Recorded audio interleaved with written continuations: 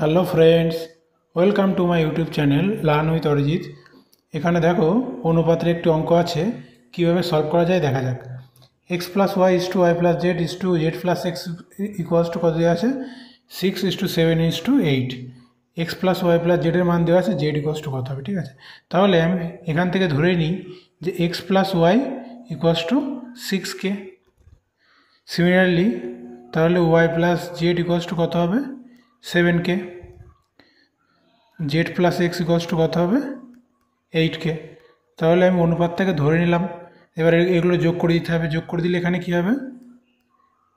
8 7 15 6 21K। আর এখানে দেখো 2 times X 2 times Y 2 times Z, মানে 2 into X plus Y plus Z হবে, তাই তো। তাহলে X plus Y plus Z equals to, আমি দুইটা এ পাশে ভাগ করে দিলাম। এবার এইটার ভ্যালুই কত দেওয়া আছে? 14। তাহলে এইটা ইকুয়ালস টু 14 লিখে দিলাম। তাহলে কে ইকুয়ালস টু কত হবে? 14 ইন্টু 2/21। কাটাকুটি করলে 3 7 21, 7 2 14। তাহলে কে ইকুয়ালস টু কত হচ্ছে? 4/3।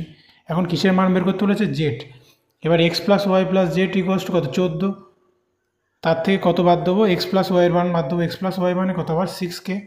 তাহলে 6 ইন্টু কে এর মান কত? 4/3। এটা বাদ দিলে কত হয়? 3 2 6, 4 2 8, মানে 14 থেকে 8 বাদ যাবে, কত থাকে? 14 থেকে 8 বাদ দিলে 6। তাহলে 6 হবে অ্যান্সার। আশা করছি বোঝা গেছে। Thank you.